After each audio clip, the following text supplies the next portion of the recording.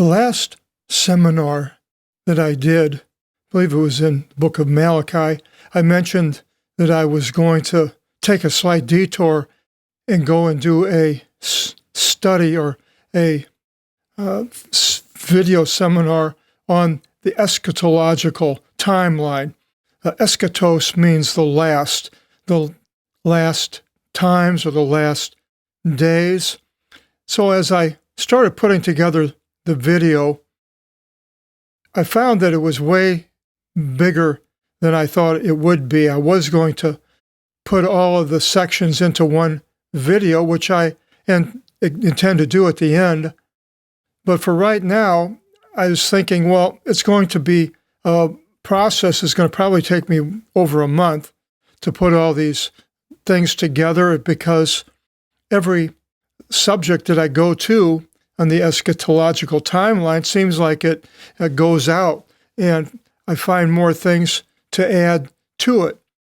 So instead of waiting until the end and putting them all together and releasing them, I'm going to release them a section at a time, or a event at a time. And I'll point this out in the following section of this first video.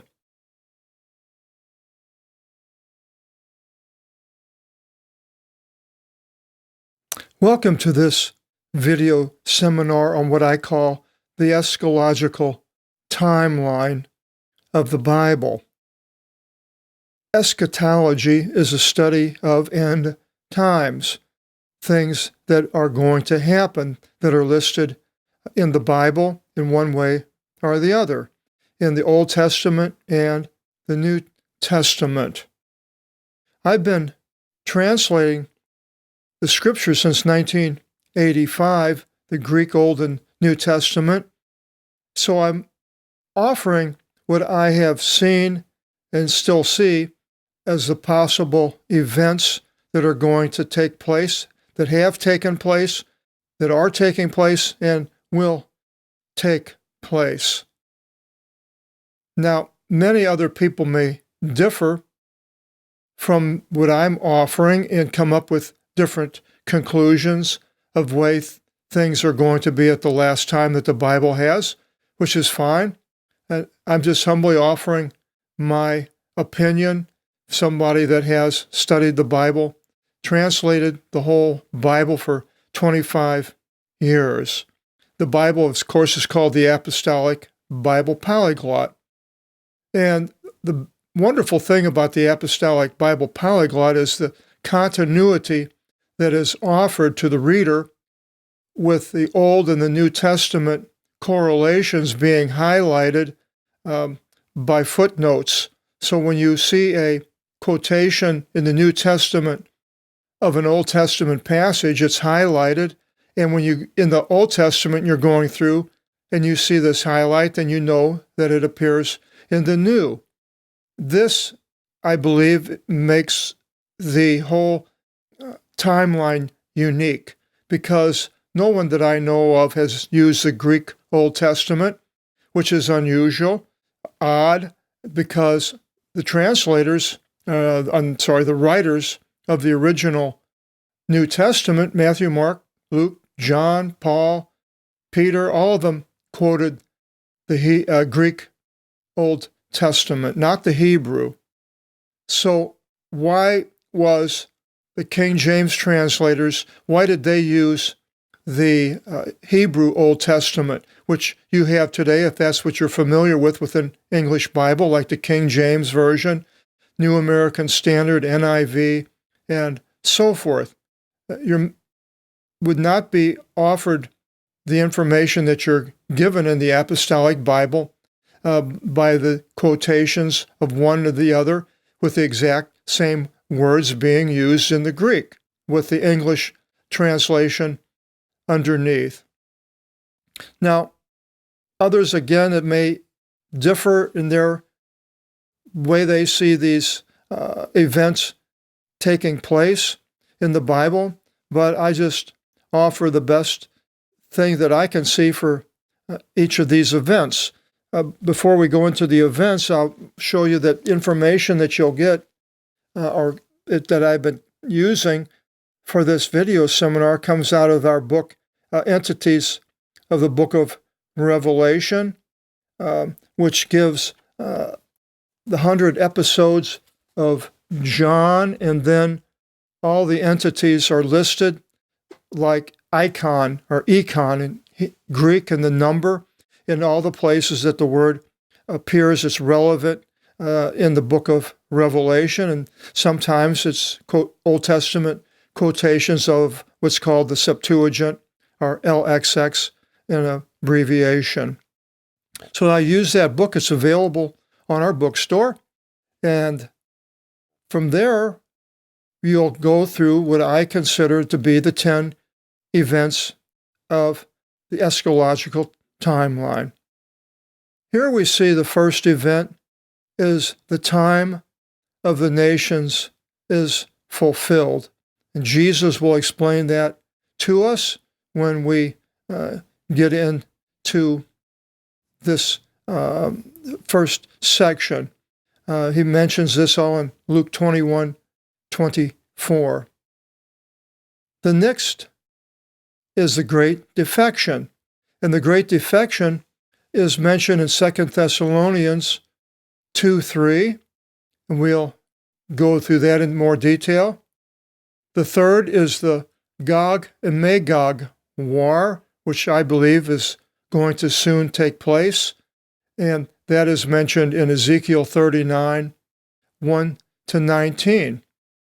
Following that is the Great Tribulation, quite a bit on that period of time. Number 4, the tribulation, or the Great Tribulation, which will go into the man of sin, the Daniel's ruler that comes, the temple, man of sin sitting as God, the two witnesses, the assemblage of the believers, the beast, time of affliction, and a woman that's nourished during this period of time. Next, number 6, is the day and the day of the Lord. It's listed in many places in the Bible. We'll just offer some of the more unique or important ones in that section. 6 is Satan is thrown into the abyss, and that is in Revelations 1-3. Then the 1,000-year reign, 7, Revelation 24-6, and then Satan is loosed from the abyss. That would be in Revelations 20, verses 7-9, which includes another Gog and Magog war in the lake of fire.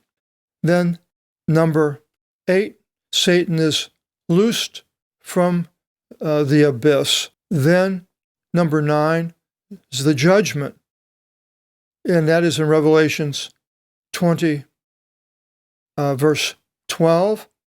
And it ends, number 10, with an aeonial kingdom, which is mentioned in Daniel 2:44 and 45, and Revelation 20:11-15. So with this, and now we'll go into event number 1.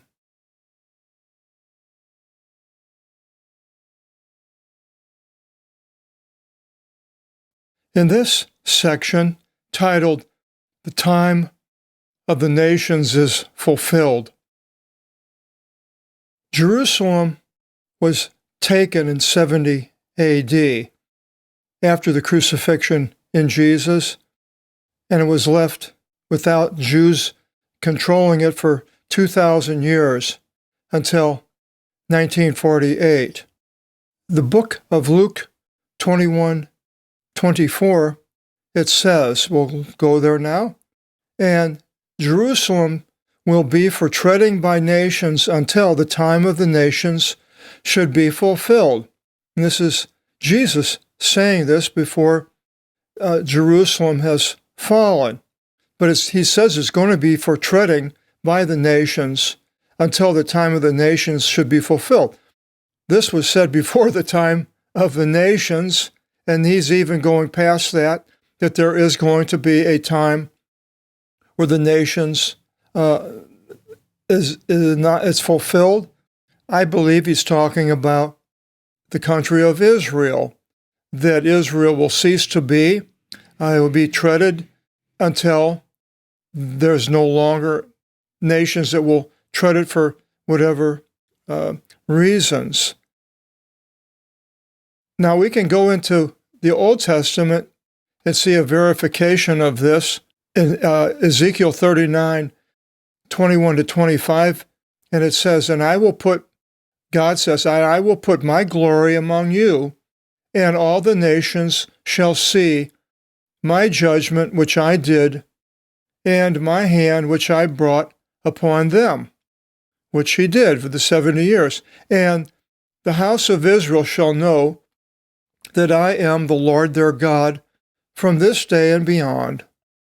And all the nations shall know that the house of Israel was captured on account of their sin. So I believe this is referring to 70 AD, because they annulled covenant against me. Now they crucified Christ. And I turned my face from them and delivered them into the hands of their enemies, and they all fell by the sword. Because of the uncleannesses and because of their violations of the law, I did it to them, and I turned my face from them. On account of this, thus says the Lord, now I will return the captivity in Jacob, and I will show mercy on the house of Israel, and I will be jealous on account of my holy name. I suppose a person could argue that this was referring to King Nebuchadnezzar and the Jews coming back, but it could be referring to both.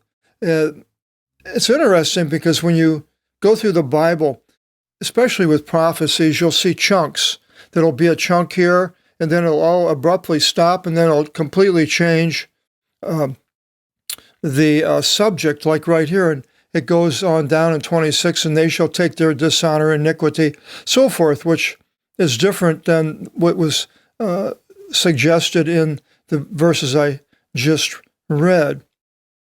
So now we see Jesus predicting the Jerusalem being taken and being left to the nations for a period of time, and then the time of the nations will be ended again, which I believe is today. It's 1948 when Israel became a nation again.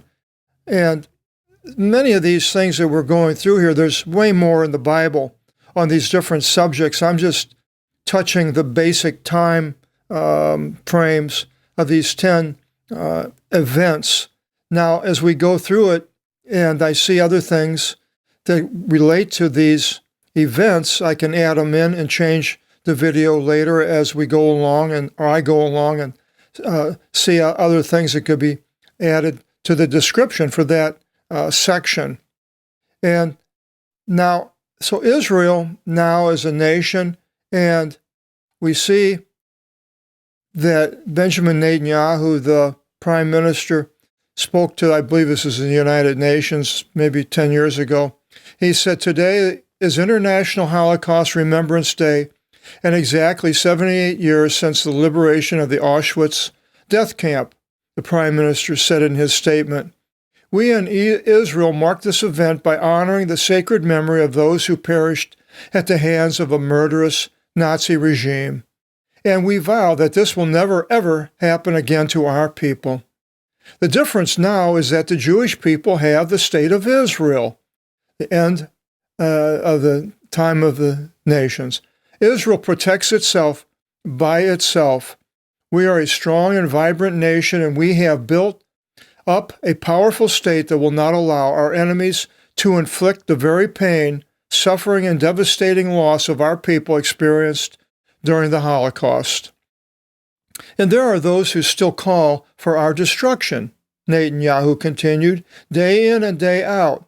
We will not cower in fear, nor will we allow the threats of these tyrants to intimidate us. For this enemy knows that at the end of the day, if needed, we can and will defend ourselves, and we will not allow our enemies to possess an ability to carry out its murderous agenda. We see then, on their steady march towards obtaining the most lethal of weapons, and I say to them, here and now, we will stop you from obtaining them. And we do not forget or forgive the evil deniers of the Holocaust, which for them, one Holocaust was not enough. The Prime Minister concluded his statement saying, on behalf of the State of Israel and the Jewish people, on behalf of the survivors and those who perished, I vow to you as Prime Minister of the one and the only Jewish state that we will remain vigilant, strong, and never allow the Holocaust to happen again. Never. So here we see the statement of the Prime Minister, more showing the independence of his new Jewish state and how these other nations are no longer going to control it.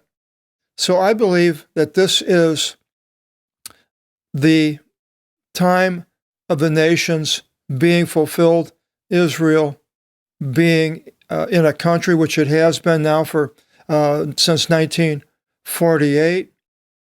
And so we'll now go into our next event, which is the Great Defection.